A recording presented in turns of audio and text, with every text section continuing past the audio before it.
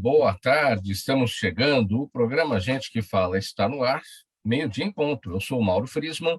Nossa audiência nos acompanha pela Rádio Trianon AM 740 de São Paulo, pela Rádio Universal AM 810 de Santos e também pelas redes sociais, imagens do Instagram, do Facebook e do nosso canal no YouTube, para você acompanhar a nossa jornada de hoje. Aquele convite diário para você seguir a gente, curtir, sempre compartilhar os nossos conteúdos e interagir pelo WhatsApp. 973350038 é o número, 973350038, e nas redes sociais sempre marcando a hashtag Programa Gente que Fala, tá bom, pessoal? Hoje, sexta-feira, aquela edição especial em parceria com a FERMESP, a Federação das Entidades Representativas dos Militares do Estado de São Paulo, o espaço dedicado aqui no Programa Gente que Fala para a gente tratar dos assuntos da segurança pública com a presença dos nossos policiais militares. Para essa conversa de hoje, a gente traz o Major Rodrigo Garcia Vilardi. Ele é chefe da Divisão de Segurança e Planejamento da Assessoria PM da Assembleia Legislativa do Estado de São Paulo, a LESP. Tudo bem, Major? Muito boa tarde, bem-vindo, como está? Tudo bem, Mauro. É um prazer conversar com vocês. Inicialmente, agradecer essa oportunidade, né, de policiais poderem colocar alguns posicionamentos, algumas questões para discutir com a sociedade a questão da criminalidade. Então, acho que é um espaço muito importante. A gente agradece aí o convite. Esperamos uma conversa bem interessante e útil aí para a sociedade. Muito bem, a gente vai ter também nessa conversa, já, ela não está conectada ainda, estamos aqui aguardando a presença da capitão Flávia March, comandante da primeira companhia do 11º Batalhão de Polícia Militar Metropolitana. Ela já esteve com a gente aqui no programa Gente que Fala em algumas ocasiões e volta hoje para essa conversa aqui, se juntando ao Major Rodrigo Garcia Vilardi. O nome de guerra Vilardi, não é, Major? Isso, Vilardi, né? A gente sabe o nome de guerra aí, o sobrenome, né, que o pessoal mais conhece, então, Vilardi, a nomenclatura aí que a gente utiliza na profissão. Vamos aqui aos nossos assuntos. Minha gente, olha, a pena de prisão é considerada a resposta mais eficaz, rápida e legítima para punir aquela pessoa que pratica um ato criminoso. Só que a sociedade moderna tem observado uma série de problemas na privação da liberdade como único meio de resolver a questão da criminalidade, já que é evidente, é notório, que o ambiente carcerário do Brasil está longe, né, de ser adequado para a chamada ressocialização do cidadão custodiado. Major Vilardi, a Polícia Militar tem se debruçado em cima de muitos trabalhos, existem pesquisas desenvolvidas no mestrado e no doutorado da PM aqui paulista sobre esse tema. O que é que mostram essas pesquisas, o que é que dizem e como é que elas são desenvolvidas, como é que elas surgem, Major Vilardi?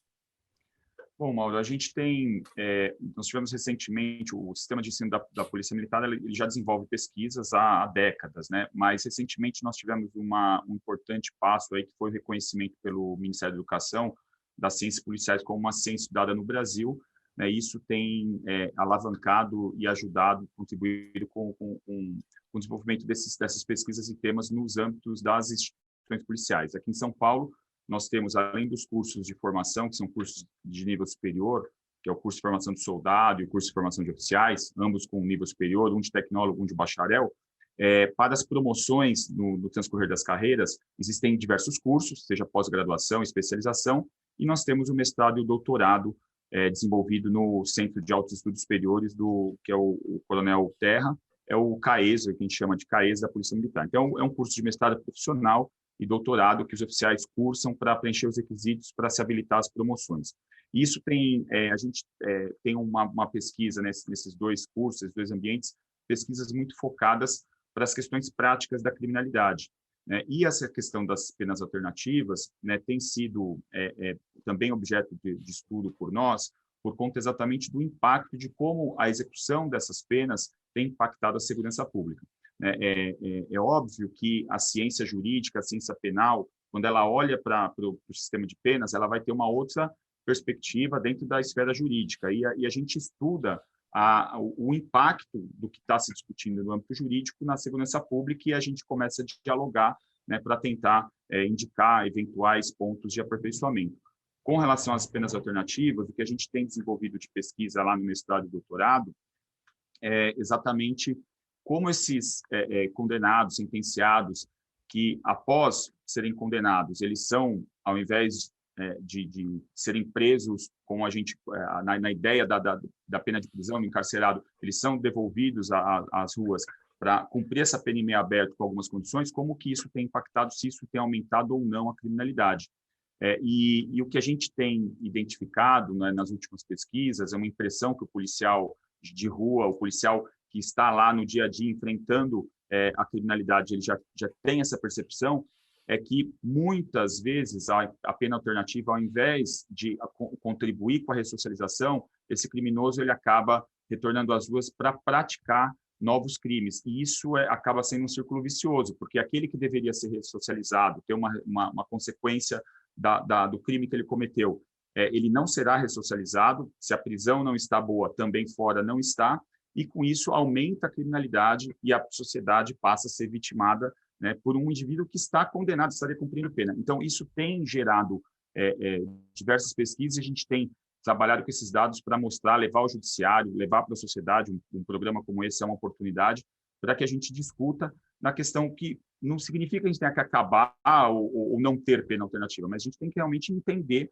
como ela pode ser desenvolvida para melhorar efetivamente, né, para cumprir a sua finalidade. Então, as pesquisas a gente se baseia muito no estado de São Paulo, que é o nosso ambiente de trabalho, e a gente trabalha tanto com os dados oficiais, os dados criminais que nós temos nas polícias, quanto cruzando com o judiciário, em parceria, né, desenvolvendo com universidades. Então, são basicamente dessa maneira que a gente tem desenvolvido esses dados para melhorar a segurança aí da população. Jorge Lade, se a pena alternativa não tem, na prática, dado certo, na teoria é uma expectativa, mas na prática não tem se mostrado eficaz como deveria, e os presos que estão na pena alternativa acabam indo para a rua para praticar outros atos criminosos, mas também no ambiente carcerário as coisas não vão bem na questão da ressocialização, que é o grande objetivo. Qual que é o plano? Aí vamos falar em plano C, então, né? Qual que é o plano C para a ressocialização e para evitar que na pena alternativa as coisas deem errado, né? Que na pena alternativa as coisas funcionem, né? A gente já vai falar a respeito disso também em outros países, porque parece que em outros países nos desenvolvidos, evidentemente, a aplicação de pena alternativa é numa quantidade muito maior, né? A gente já vai entrar nesse tema também. E as experiências mostram que tem sido diferente, né? Bom, mas e um plano C para essas questões? A gente consegue alcançar?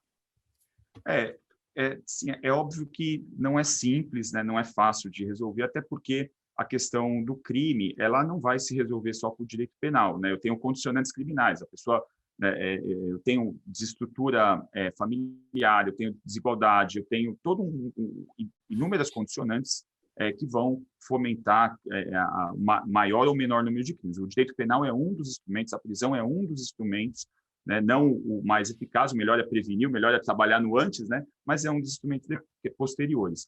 Mas eu acho que o primeiro ponto para a gente enfrentar essa questão e começar a pensar nesse plano C, nós temos algumas hipóteses, algumas sugestões, mas acho que o primeiro ponto que a gente precisa hoje, mais importante, é que a sociedade enxergue exatamente o que está acontecendo, para que aí a gente possa discutir essas alternativas. Né? Essa questão que você colocou de outros países, nós temos uma aplicação maior de penas alternativas, é interessante porque se a gente olhar o dado cru, né, o dado absoluto, aqui em São Paulo, por exemplo, o número de penas alternativas tem sido muito maior do que o de pena de prisão. E a gente tem visto um discurso, uma narrativa da questão do encarceramento em massa e tudo mais, e quando a gente vai olhar os dados com calma, e essas pesquisas ela têm demonstrado isso, na verdade, nós temos um número maior de aplicação de penas alternativas do que pena de prisão. Então, a sociedade ela precisa entender como esse sistema está funcionando, para que aí a gente, por meio dos representantes, por meio do Poder Judiciário, a gente possa buscar essas soluções.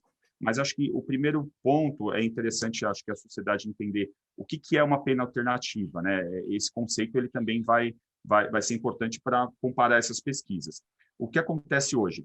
O criminoso, quando ele é preso, infelizmente nós temos um sistema policial que é focado basicamente na prisão em flagrante, né? Então, 80% das prisões que são feitas é a prisão em flagrante, porque o nosso sistema, com polícias pela metade, né? Uma polícia para no meio do caminho com a outra, então a nossa investigação ela acaba sendo muito deficiente por conta desse sistema também. Então, o criminoso ele vai praticar um crime, furto e roubo, por exemplo, aqui em São Paulo, as estimativas que a gente faz é que cerca de 5% só dos crimes de furtos e roubos são investigados, ou seja, o criminoso ele sabe disso, é óbvio que ele não tem uma calculadora de matemática ali, mas ele sente isso, ele vai praticar 50, 60, então estatisticamente nós teríamos 100 roubos ou 100 furtos para que a partir daí que ele passe a ser preso e passe a ser responsabilizado. Então, assim, a gente já tem um gargalo de impunidade aí. Mas, a partir do momento que ele é preso, e ele é reiteradamente preso, as polícias prendem em torno de 150 mil criminosos por ano aqui no Estado,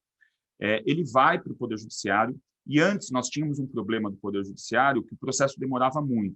Hoje, as pesquisas que a gente tem feito, têm demonstrado que o processo não demora muito da condenação, né? Em linhas gerais, aí, em um ano, ele está condenado, em primeira instância, óbvio, tem recurso e tudo, mas em primeira instância ele já está condenado. Só o que acontece? Então, ele é condenado a um crime de furto, a 3 anos.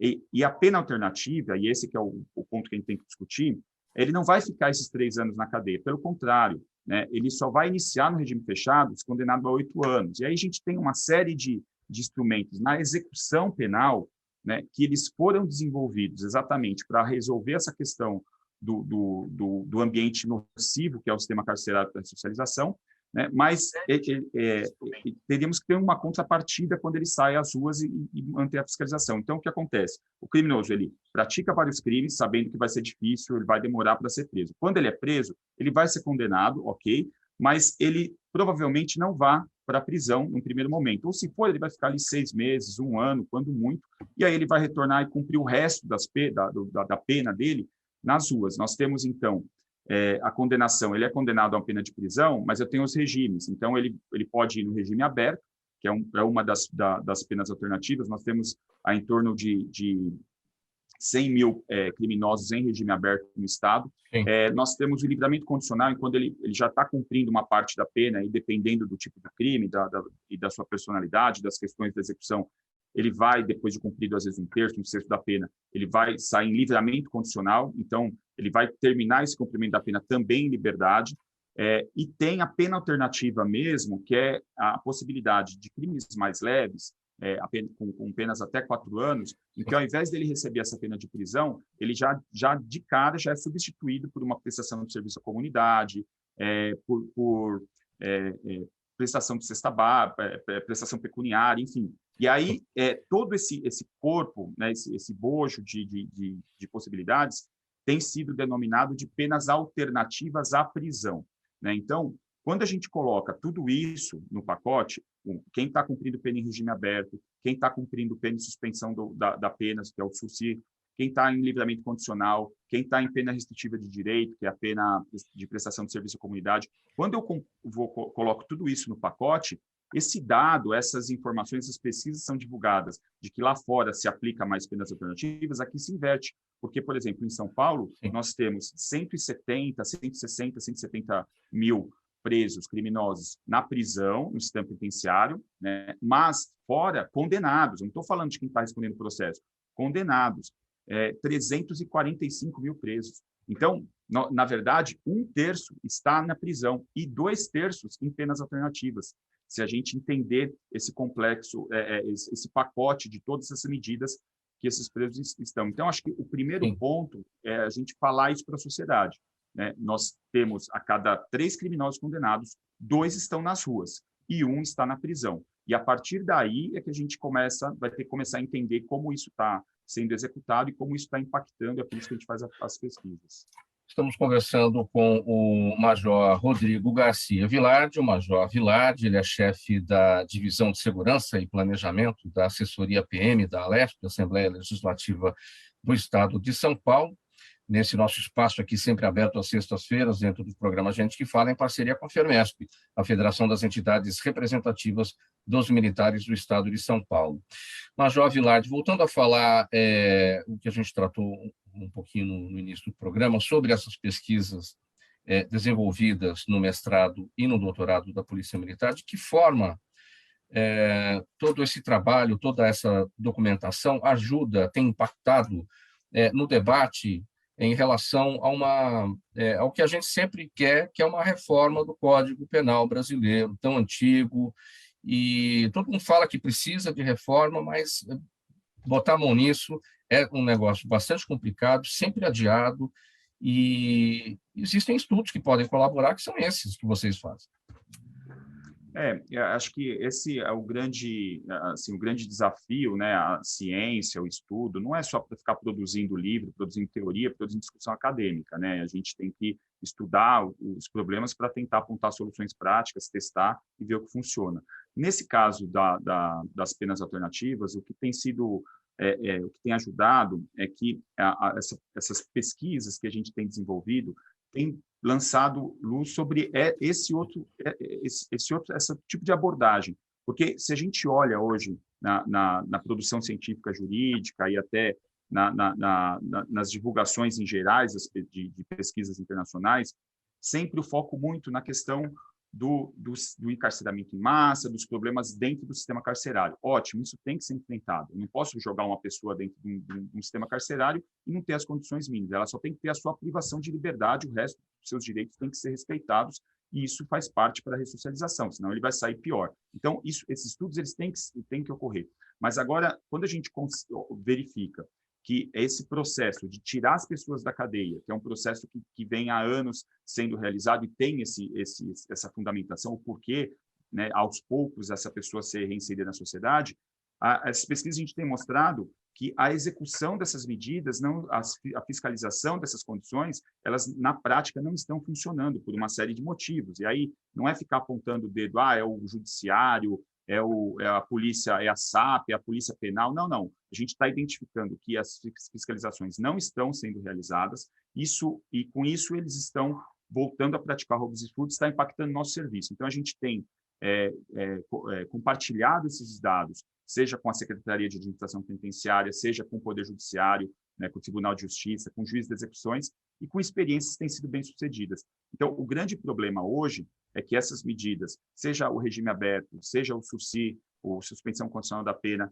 seja o livramento condicional, seja a prestação de serviço, hoje o judiciário ele indica ele faz essa substituição e ele solta esse criminoso com base na lei, e pela lei, se a gente olhar a lei de execução penal, o Código Penal e toda a legislação penal, ele tem um mecanismo. Então, ele teria que entrar numa ocupação lícita, então ele teria que provar que ele está trabalhando, ele teria que comparecer mensalmente ou a cada 2 meses no judiciário, mostrar que ele não está se envolvendo em fatos ilícitos, ele teria que se recolher na sua residência, ele teria que não frequentar determinados locais. Então, isso no papel funciona. O problema é você chegar para um criminoso e falar, você vai fazer tudo isso, e ele falar, não, eu prometo, e eu não tenho meios de fiscalizar. Então, é isso que a gente tem demonstrado, a gente precisa melhorar essa fiscalização. Major Vilardi, em que medida também a ideologização desse tema, né, a polarização do debate em relação a esse tema, tem colaborado com o debate ou tem prejudicado o debate, uma vez que os dois lados, esquerda e direita e esquerda, têm visões antagônicas a respeito de privação de liberdade de criminoso? A questão da ideologia no direito penal, no âmbito acadêmico, né, eu tenho acompanhado, na minha opinião, aí uma opinião pessoal, eu acho que ela prejudica muito dos dois lados, isso acaba tendo o reflexo de puxar para um lado e depois piorar. Então, vou dar um exemplo. Enquanto se nós entendermos, o bandido ele foi condenado, ele tem que ser jogado na cadeia e dane-se, né? O que vai acontecer? O sistema carcerário vai ser ruim, esse cara vai sair pior e não vai resolver o problema da segurança. E com isso, quem defende que eu tenho que respeitar, eu tenho que trabalhar com a humanização desse criminoso para dar o direito dessa ressocialização, ele vai se preocupar só em retirar esse indivíduo e devolver à sociedade, mas ele vai voltar a praticar crimes. E aí a sociedade vai verificar, com o passar do tempo, que é o que tem acontecido, que essas penas alternativas não funcionam, e aí vem os discursos, olha, então eu tenho que prender, não tem que ter pena alternativa, e aí vem, com perdão da expressão, né, o discurso do pau, porrada e bomba. Só que o pau, porrada e bomba, a gente não vai conseguir ter dinheiro para prender todos esses 500 mil criminosos, 400 mil criminosos. Então, o discurso ideológico puro e simples, ele vai prejudicar dos dois lados. Então, as pesquisas elas são importantes para demonstrar o seguinte, falar, olha, as penas alternativas, a história do direito penal mostrou que é importante termos penas alternativas, termos graduações, esse indivíduo ter uma segunda chance, às vezes, num primeiro cometimento de crime, ou se ele já cometeu, dele aos poucos voltar para a sociedade. Então, isso não é ruim. Mas, da maneira como isso está acontecendo hoje, não está funcionando. Então, a gente, ao invés de buscar, não, vamos soltar todo mundo, ou vamos prender todo mundo, vamos chegar nesse meio termo. Do jeito que está hoje a lei de execução penal, vamos primeiro melhorar a fiscalização. E aí, olhando os dados, a gente vai verificar, por exemplo, o caso da saída temporária, né? Hoje, eu acredito que não se justifica mais saída temporária, porque eu já tenho o regime aberto, a saída temporária era algo em que eu não tinha todas essas medidas. Então, são esses pequenos ajustes, e a gente só vai conseguir chegar nesse meio termo com esses dados concretos, porque aí não é a opinião do que eu acredito, do que eu acho, do que o Mauro acha, do que A ou B acha, né? A gente vai chegar num momento e falar, está provado que penas alternativas estão impactando. Nas pesquisas que nós fizemos esse ano, nós pegamos 2 dias, né, aleatórios, um no primeiro semestre, um no segundo semestre aqui em São Paulo, e pegamos todos os indivíduos que foram presos por roubo, furto, homicídio, receptação e porte ilegal de arma. São esses crimes de rua, é o crime que gera insegurança para a população nas ruas, né? Nós temos vários crimes cometidos dentro de casa, mas de rua são esses crimes. E aí, nos 2 dias, todos os presos, nós olhamos caso por caso, né?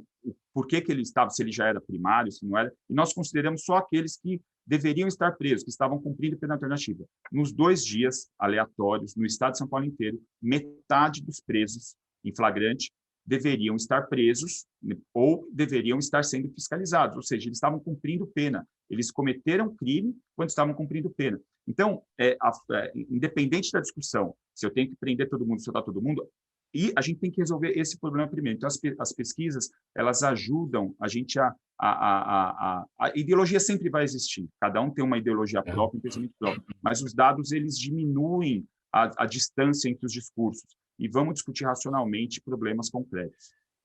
Eu fiz essa pergunta sobre de que forma a ideologização ajuda ou atrapalha no debate, porque a gente verifica que o debate é feito, mas a tomada de decisão, a tomada de medidas, às vezes, isso não avança por conta da ideologização. A gente está num momento, agora, dezembro, em que as pessoas vão falar a respeito disso, porque a gente está chegando nas festas de final de ano e vai ocorrer o indulto, né? Boa parte não vai voltar, boa parte daqueles que serão liberados não vai voltar. E as pessoas vão para as mesas dos bares e vão falar a respeito. Então, o debate está na sociedade, né? E esse debate da sociedade fica todo mundo reivindicando, e a gente não vê isso avançar. É um desafio muito grande, não é, Major? Sim, e interessante, você falou, o debate vai tomar, e realmente, toda vez que nós temos as saídas temporárias, esse debate ele vem com grande força. E sim, nós temos que discutir isso em mesa de bar, né? Não é ruim, pelo contrário, né? O pessoal até brinca, falando, antigamente a gente só sabia a escalação da seleção brasileira, hoje o pessoal sabe os 11 ministros da STF. Então isso é bom, não é ruim, né? Não é algo que é ruim, isso é uma politização da sociedade. Então isso não é ruim por si. Mas agora a gente tem que trabalhar com dados concretos para informar, para que a sociedade discuta corretamente. A saída temporária, por exemplo, ela é um problema. Você colocou a questão do indulto, né? O indulto já é uma extinção da pena, né? A pessoa, a determinado ponto, ela já é perdoada e aí ela já, como se está quites, ela já cumpriu a sua pena em determinado ponto. A saída temporária é aquele preso que está em regime semiaberto, ou seja, ele está preso à noite, ele sai para trabalhar e volta e fica à noite, e nesses 3 períodos no ano, ele pode ficar uma semana sem voltar e depois ele volta. A saída temporária em si, é feito um grande debate na sociedade no período de saída temporária, naquela semana, olha, agora vai aumentar a criminalidade. E sim, nós temos dados aí, comprovamos nesse ano, nós demonstramos que a saída temporária impactou em torno de 5 a 10%, de 5 a 7%, o roubo de celulares nas semanas que nós tivemos desse ano, né, em todo o estado de São Paulo. Então, nós demonstramos que naquela semana nós tivemos esse impacto direto. Mas o grande problema da saída temporária não é nem essa semana, é exatamente o que você colocou. As pessoas não voltam. Então, os criminosos, em regra, eles têm de 3 a 5% que não retornam. Então, todos os anos, né, a saída temporária ela propicia que 6 mil criminosos passem a ser foragidos. É como se a gente tivesse um pacto e falar, todos os anos a gente vai abrir os portões e 6 mil podem sair e se transformar em foragidos. Né? Então, isso acontece. E aí, então, o que era só para ser um problema naquela semana, isso vai acumulando ao longo do ano. Então, a cada ano, 6 mil criminosos foragidos. A gente olha para o problema dos 350 mil que estão em regime aberto, subsídio, livramento condicional, sem fiscalização. E aí é isso que explica essa quantidade de furtos e roubos que dá a impressão que a gente está enxugando gelo. Porque a gente vai fazer a prisão e a gente fala, poxa, mas esse indivíduo devia estar preso. Né? E aí a gente tem que olhar e por que ele está solto. Então, se a gente não fizer esse estudo e levar para a discussão de bar das pessoas, falar, olha, não adianta, no primeiro momento, não adianta querer falar, ó, vai sair para matar todo mundo, porque, primeiro, que isso é ilegal, isso é tão crime quanto sair matando a torta direito, não é essa a solução. Também não adianta querer prender todo mundo, porque o custo é muito grande, a sociedade tem inúmeros outros pontos, então não vai dar para prender todo mundo. Mas a gente conseguiria trabalhar com sistemas de fiscalização mais eficientes e mais baratos, como, por exemplo, a tornozeleira eletrônica. Então, se a gente orienta a sociedade nesse discurso, a gente pode jogar para a discussão do bar algo produtivo em que vá fazer a pressão adequada nos representantes, nos governantes, para que a gente possa, então, direcionar as políticas públicas. Nesse caso das fiscalizações, das penas alternativas, por exemplo, a gente está mostrando, falou, olha, esses 350 mil criminosos, eles estão cumprindo pena, né? Na verdade, eles foram devolvidos à rua e estão voltando a praticar crimes. Então, a gente tem que resolver isso de alguma maneira. Major Vilardi, sobre aquele ponto que eu destaquei anteriormente, que é a pena alternativa em outros países, tem um levantamento do IPEA, o Instituto de Pesquisa Econômica Aplicada, que mostra que no Brasil cerca de 20% dos condenados recebem a pena alternativa, enquanto que em países da Europa, ou alguns deles, né, a proporção é inversa. O que é que determina essa diferença, Major? Então, é uma concepção, e essa é uma crítica que a gente tem feito nessas pesquisas, né? A gente tem percebido, às vezes, muitas pesquisas, o IPEA é um instituto muito sério de pesquisas, né? É uma referência, mas, às vezes, a conceituação ela tem que ser colocada de uma maneira mais clara. Se a gente for considerar, por exemplo, pena alternativa como pena restritiva de direito, que é a prestação de serviço à comunidade, prestação pecuniária, aí essa informação do IPEA ela vai ser condizente com o que está acontecendo aqui em São Paulo, porque dos 300, 400 mil condenados, eu tenho aí cerca de 80 mil com pena restritiva de direito. Então, eu vou chegar nesse percentual de 10% a 20%. Só que, quando ele divulga isso, olha, no Brasil é 20% só que está recebendo pena alternativa, se eu falo que pena alternativa é só pena restritiva, dá a impressão que o resto está preso, e não está. Né? Então, na verdade, aí eu acho que a ideologia, às vezes, atrapalha muito mais, porque eu tenho que falar honestamente. Hoje, nós temos muitos presos? Sim, o sistema carcerário tem que melhorar, melhorou bastante em São Paulo, mas ainda nós precisamos garantir todos os outros direitos daquele preso, a não ser o da liberdade, para que ele realmente tenha essa dignidade e possa se ressocializar. Temos. Só que hoje nós temos 160 mil presos aqui em São Paulo e 350 mil nas ruas. Então, as penas alternativas hoje aqui não é 20%. Né? Esse dado do IPEA ele é verdadeiro apenas sob determinada perspectiva e ele não representa a realidade. E aí desacredita as penas alternativas, porque as pessoas falam, como assim? O cara é preso toda hora, eu estou vendo ele sendo preso, ele volta para as ruas, então pena alternativa não adianta. Então, a gente precisa falar honestamente, trabalhar de uma maneira clara. Então, esse dado do IPEA, talvez, as nossas pesquisas, elas focam muito em São Paulo, né? Então, o IPEA ele tem dimensão Brasil, então, isso pode estar sendo realizado de maneira diferente aí fora, mas aqui em São Paulo, esses 20% estão muito fora do que acontece aqui em São Paulo. Aqui, pelo contrário, né? Basicamente 60%, né? De 2/3 dos criminosos condenados estão em penas alternativas, compreendendo isso. alternativas à prisão. Ele está em sursi, regime aberto, livramento condicional ou restritiva de direito. Então, nesse ponto, quando a gente trabalha dessa maneira, a gente vai discutir exatamente como fiscalizar melhor, porque senão fica no discurso, a gente tem que aumentar a pena alternativa, que é 20%, mas não é, a gente já está com 60%. Então, precisa ser muito... As pesquisas do CNJ, do IPEA, do próprio Ministério da Justiça, eu acho que a gente tem que abandonar um pouco a questão ideológica, né? Todo mundo vai ter essa ideologia, a gente tem que ser mais claro, mais franco com os dados. Faltando 29 minutos para 1 da tarde agora, aqui Rádio Trianon AM 740 São Paulo, Rádio Universal AM 810 Santos.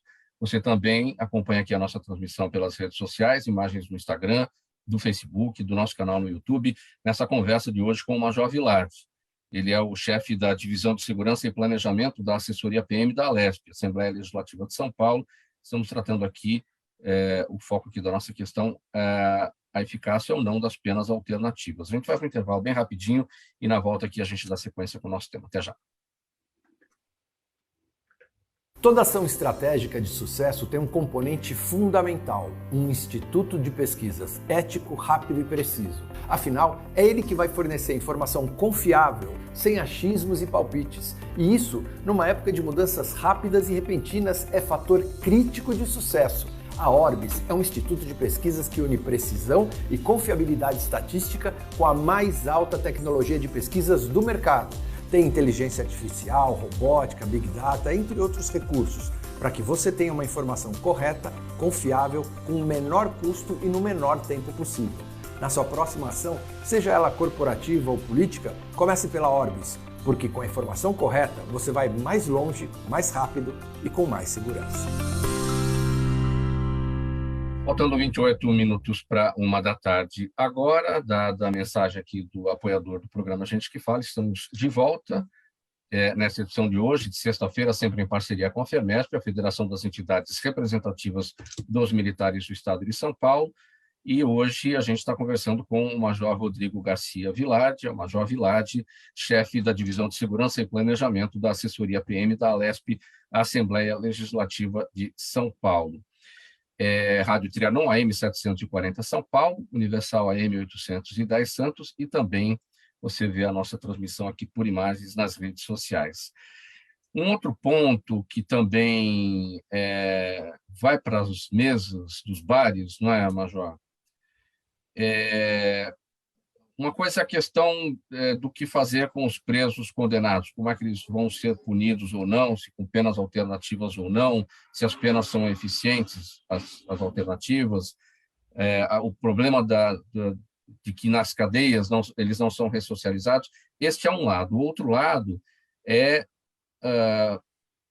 o próprio trabalho de investigação de crimes, que a gente vê muita dificuldade que isso tenha um bom resultado. Poucos crimes, na verdade, são desvendados em São Paulo. Há uma grande dificuldade no trabalho de investigação, não se sabe por quê. Isso acaba gerando uma impunidade, ou seja, os crimes são cometidos, os bandidos estão nas ruas, não são identificados, não são descobertos porque escaparam daquele crime ou porque a investigação não foi eficiente e não foi adiante. Qual é o desafio para isso, Major?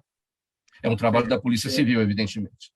Sim, assim, a gente tem sempre um grande cuidado de abordar esse tema, até abordando como policial militar, porque muitas vezes quando a gente conversa sobre esse problema, alguns acabam interpretando equivocadamente ou até fomentando, falar, tá uma instituição brigando com a outra, acusando, não é nada disso. Longe disso, sim. Pelo contrário, né? Então acho que é importante a gente sempre deixar isso claro. A questão é o seguinte: a Polícia Civil ela trabalha tanto quanto a Polícia Militar. A questão é que o nosso sistema é um sistema que já foi abandonado no mundo inteiro há muito tempo. Nosso sistema policial ele vem no sistema francês e português, né, exatamente pela colonização portuguesa, que, por sua vez, derivou do sistema policial francês. E esse sistema de divisão de polícia, uma polícia faz só a prevenção e a outra faz só a repressão, ou a investigação, ele acaba sendo com baixa eficiência. Por quê? Porque eu tenho retrabalho, né? E eu tenho os papéis picados. Então, no mundo inteiro, isso não existe mais.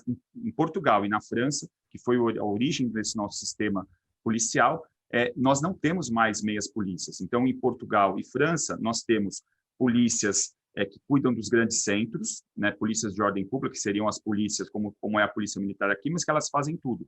Nos grandes centros, elas têm um status civil, e na região do estado de Portugal e França, na região fora dos grandes centros, a polícia militar, mas não tem uma polícia apresentando para outra. Então, eles se dividem por região. Aqui em São Paulo e no Brasil, né, então eu pego um criminoso, né, fiz o flagrante. Aí, ao invés do meu boletim de ocorrência ir direto para o juiz, para o Ministério Público, o boletim do policial militar, ele tem que levar até uma delegacia, e lá eu tenho mais 2 policiais que vão fazer só essa digitação, esse registro, para que aí vá para o juiz. Ou seja, eu perdi 2 policiais, o sistema 3-1, eu paguei 3 policiais para o serviço de 1.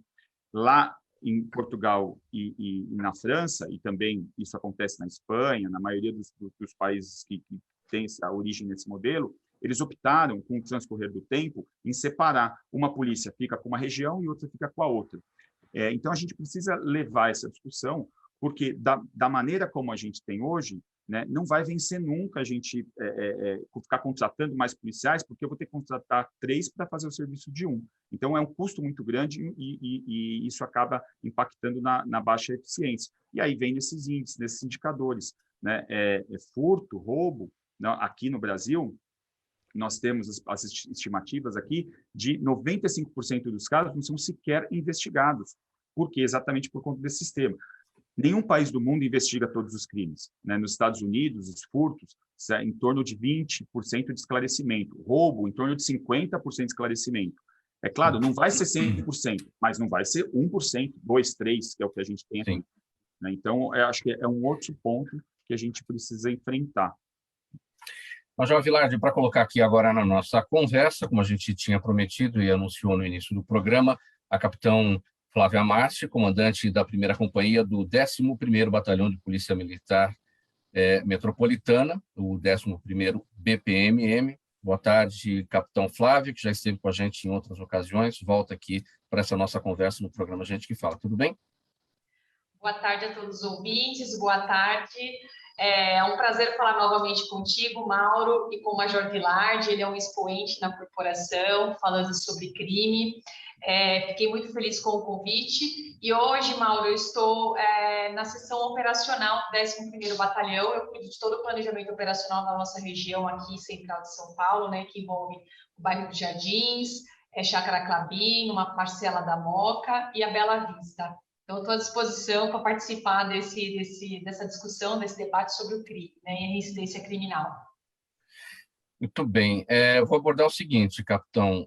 A gente está tratando aqui dos impactos, né, das penas e medidas alternativas na criminalidade de São Paulo, vantagens e desvantagens na sua análise, na sua observação, capitão Flávio. Na parte operacional, Mauro, a gente tem percebido, por exemplo, quando o policial de rua, né, aquele que está fazendo o patrulhamento, ele se depara com uma situação flagrancial, né, ou seja, o momento do crime, em muitas circunstâncias, e é exatamente o que corrobora com o estudo do Major, essa pessoa, esse criminoso, né, que está praticando ilícito, ele é reincidente, ou seja, ou ele está cumprindo uma medida, né, no semiaberto, ou uma medida em liberdade, desculpa. Então, a gente consegue verificar em loco aqui que esses dados, eles são dados expressivos, né, e os policiais muitas vezes até conhecem esses infratores, porque eles estão nas ruas e acabam se deparando muitas vezes com as mesmas pessoas fazendo a prática de ilícito, inclusive de menores, né, ao qual praticam pequenos furtos de celular, furtos a transeuntes, são detidos, encaminhados ao centro policial. Eu acompanhei esse último trecho da conversa de vocês, que o Major estava explicando como é que funciona o nosso sistema de registro, né, e o policial ele encaminha esse infrator para o distrito policial, e também nós temos uma burocracia, né? Temos a nossa documentação policial a ser elaborada, e depois tem a documentação da Polícia Civil também a ser elaborada, e isso muitas vezes demanda um certo tempo, né? Então, por vezes, nós ouvimos muito o cidadão reclamando: olha, mas eu acabei, fui vítima de um ilícito, estou aqui perdendo uma boa parte do meu tempo, né? Fico 2, 3, 4, dependendo da situação flagrancial, fica até 10 horas no centro policial, aguardando o registro da ocorrência, né? E isso acaba implicando em outras consequências, a gente perde informações, perde dados, né? Então, é importante a gente consignar isso, que nas ruas, conversando com os policiais que estão operando isso diariamente, é notado, eles têm essa percepção também, né? A demora, principalmente com relação à duplicidade de registros, a gente tem uma série de registros, e também a questão da reincidência, né? A gente também falava dos impactos ideológicos sobre essa questão, a gente falava há pouco, o capitão Flávia com o major Vilardi, e tem um dado aqui, estudo divulgado pelo Instituto Ipsos, mostrou que 6 em cada 10 brasileiros acreditam que os direitos humanos apenas amparam pessoas que não merecem, ou seja, os criminosos. Então, a sociedade, grande parte dela, 60%, segundo esses dados, boa parte da sociedade acredita que os direitos humanos estão ao lado daqueles que cometem o crime. Tem muito de ideologização nesse tema também, na sua avaliação, capitão Flávio? Mauro, é importante a gente frisar que nós ouvimos, sim, as pessoas reclamando muito sobre isso, né? As pessoas comentam conosco, com a Polícia Militar, mas é importante a gente frisar que, na manutenção da ordem pública, quando falamos em segurança, ela tem que ser aplicada para todos, né? O nosso policial, ele é treinado, nós temos vários manuais que falam sobre direitos humanos, e nós temos que aplicar de forma indistinta, se é para o delinquente, se é para o cidadão de bem, né? Nós temos essas regras a cumprir. E é claro que, muitas vezes, essa questão a ser debatida de direitos humanos, ela chega a ser enviesada, né? Então, as pessoas, elas vão trazer para os seus grupos e sobre a sua ótica, né? Sobre o que esses grupos estão querendo defender, e, em contrapartida, um outro grupo de pessoas, né, acaba se sentindo com o seu direito cerceado ou não exercendo o seu direito, né? Então, aqui na polícia, nós costumamos dizer que temos que tratar todos de forma igual, né, perante a nossa legislação, perante os nossos manuais. Todavia, a gente não pode esquecer que cada vez mais o que é tratar igual, né? Como que nós podemos tratar as pessoas de forma igual, né? Se os grupos estão trazendo essa pauta, né, de tratamento diferenciado para alguns grupos, né? Então, nós estamos também numa situação, ficamos muitas vezes numa situação que é muito difícil, né? Muitas vezes, por exemplo, o policial está fazendo uma abordagem a uma pessoa de bicicleta, a uma pessoa a pé, ou até mesmo uma busca veicular, e a pessoa que está sendo vistoriada ali, ela vai trazer uma pauta. Olha, por que você me parou? Você me parou porque eu sou pobre? Você me parou porque eu sou preto? Você me parou porque eu sou de outra nacionalidade? Né? Então, é importante a gente consignar também, Mauro, que dentro da nossa doutrina, nós fazemos abordagem por condutas, nós não fazemos abordagem por uma fisionomia, ou por uma veste, ou pelo carro que a pessoa está andando.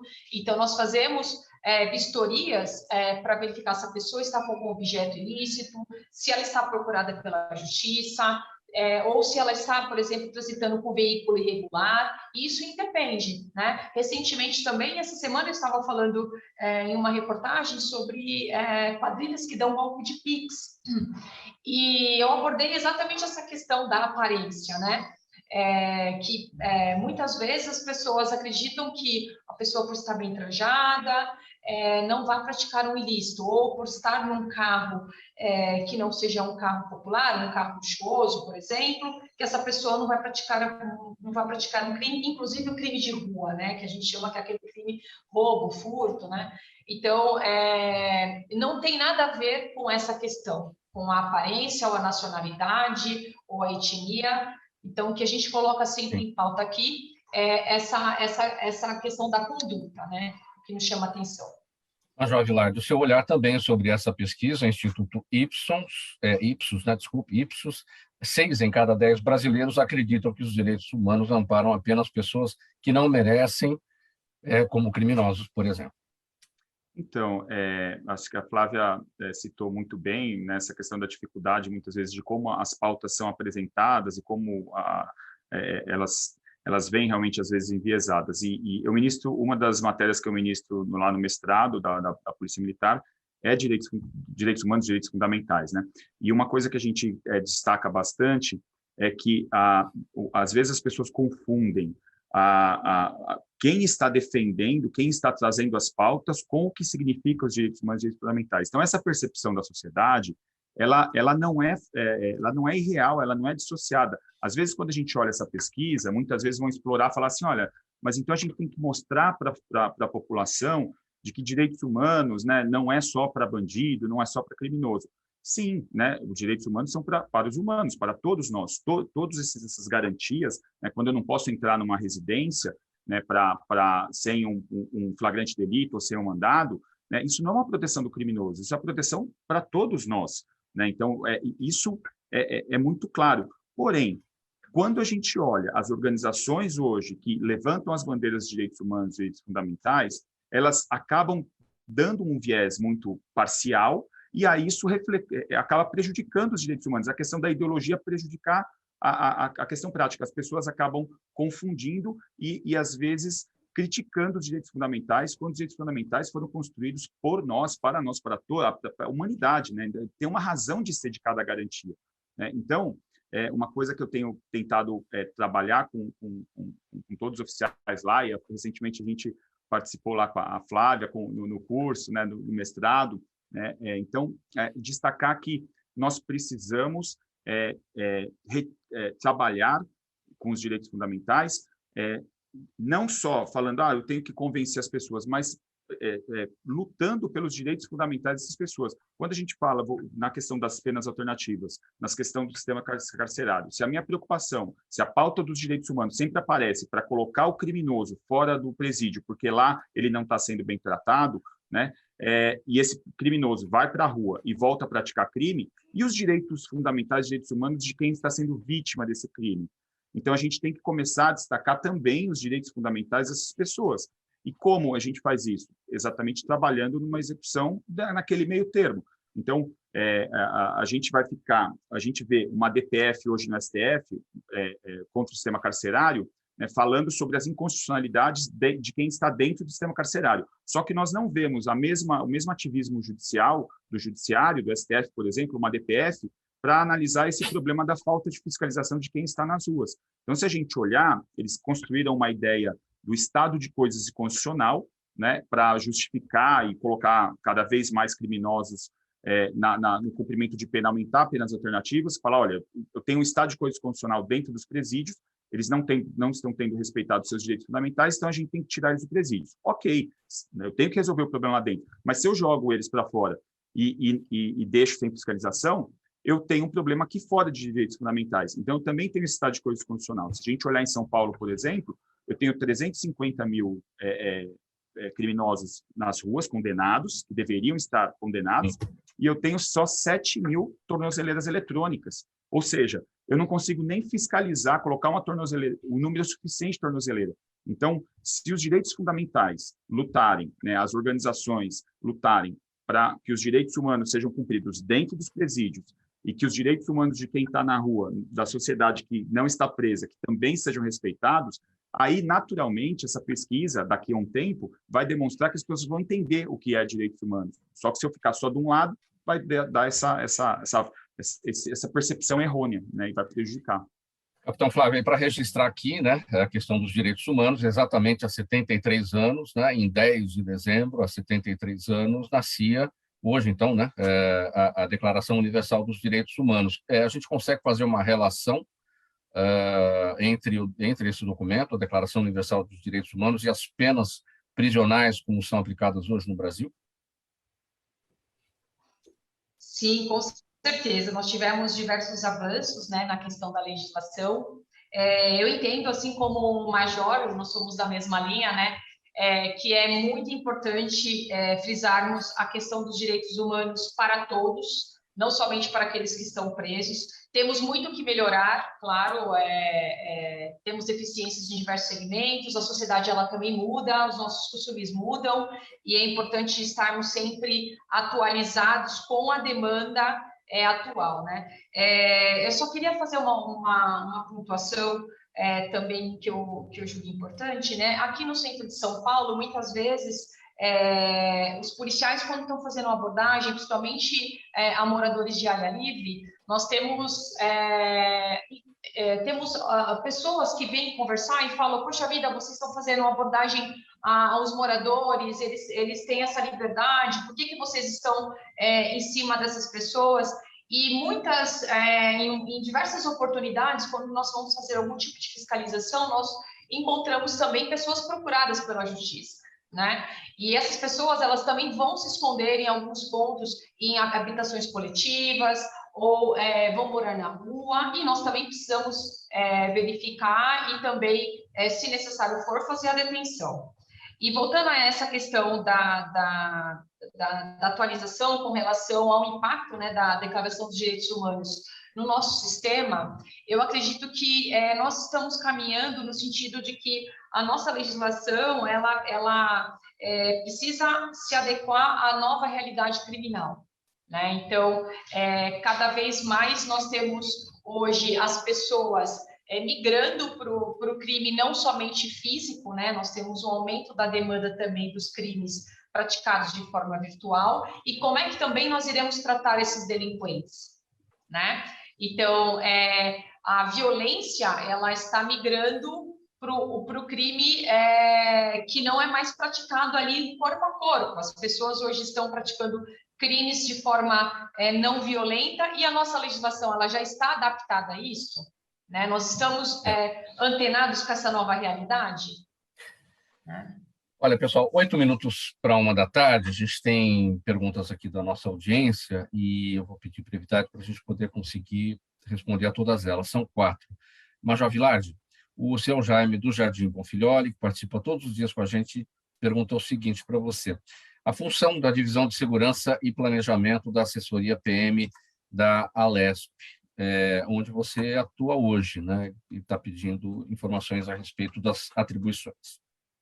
A gente tem, eu estou há pouco tempo aqui, né? Eu vim no começo em abril que eu vim aqui para a Assembleia, e a Polícia Militar aqui ela tem como responsabilidade cuidar da segurança de todas as pessoas que frequentam aqui a Assembleia, né? A Assembleia Legislativa é praticamente uma cidade aqui, em torno de 2.000, 3.000, até às vezes, dependendo da movimentação, 5.000 pessoas transitando aqui com funcionários, além dos deputados e tudo mais, e também a segurança dos parlamentares, né? Porque eles representam aí, eles representam a sociedade, então a gente tem que cuidar dessa segurança interna do prédio, do funcionamento legislativo, para que os deputados, parlamentares, representantes da sociedade possam tranquilamente desenvolver as suas funções sem se preocupar com